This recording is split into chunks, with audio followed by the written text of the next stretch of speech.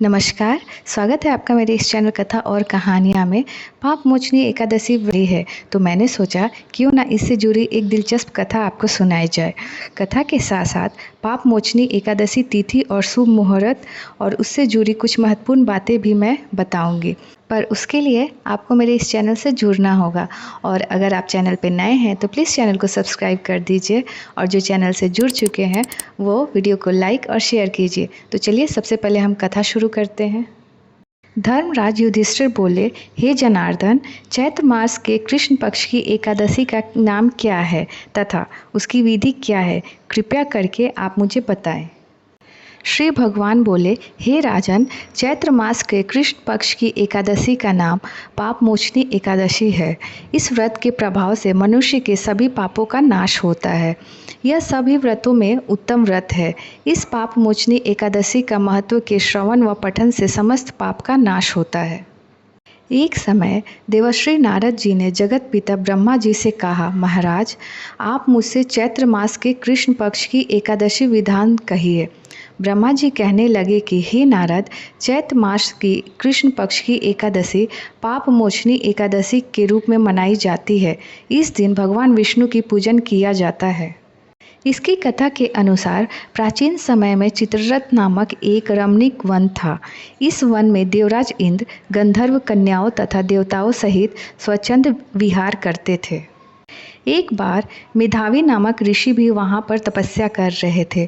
वे ऋषि शिव उपासक तथा अप्सराएं शिव द्रोहिणी अंगद दासी अनुचरी थी। एक बार कामदेव ने मुनि का तप भंग करने के लिए उनके पास मंजू घोषा नामक अप्सरा को भेजा। युवावस्था वाले मुनि अप्सरा के हाव भाव, नृत्य, गीत तथा कटाक्षों पर काम मोहित हो गए। रति क्रीड़ा करते हुए 57 वर्ष व्यतीत हो गए।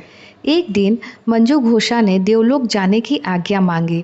उसके द्वारा आज्ञा मांगने पर मुनि को भान आया और उन्हें आत्मज्ञान हुआ कि मुझे रसातल में पहुंचाने का एकमात्र कारण अप्सरा मंजू घोषा ही है।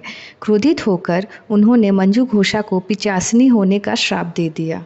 श्राप सुनकर मंजू घोषा ने कांपते हुए ऋषि से मुक्ति का उपाय पूछा। तब मुनिश्री ने पाप मोचनी एकादशी का व्रत करने को कहा और अप्सरा को मुक्ति का उपाय बताकर पिता च्यवन के आश्रम में चले गए।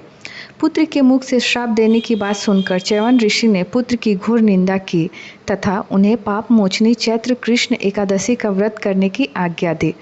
व्रत के प्रभाव से मंजू घोषा अप्सरा पिशाचिनी देह से मुक्त होकर देवलोक चली गई। अतः हे नारद, जो कोई मनुष्य विधि पूर्वक इस व्रत को करेगा उसके सारे पापों की मुक्ति निश्चित है और जो कोई इस व्रत के महत्व को पढ़ता और सुनाता है उसे सारे संकटों से मुक्ति मिल जाती है। तो आइए अब जानते हैं पाप मोचनी एकादशी व्रत का डेट और टाइम।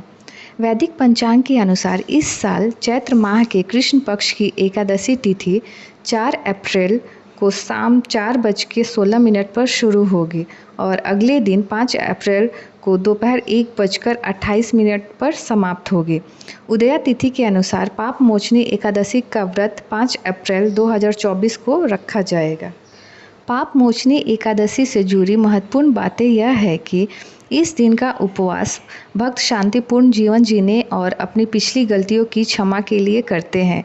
इस व्रत का महत्व स्वयं भगवान कृष्ण ने राजा युधिष्ठिर को समझाया था और यह भविष्योत्तर पुराण में पाया जा सकता है।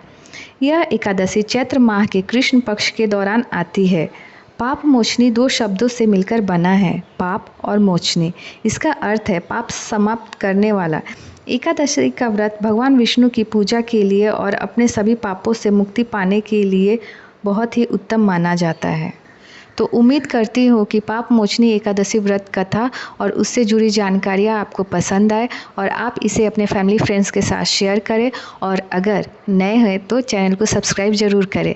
तो चलिए फिर मिलते हैं एक नई कथा कहानी के साथ। तब तक जय श्री नारायण।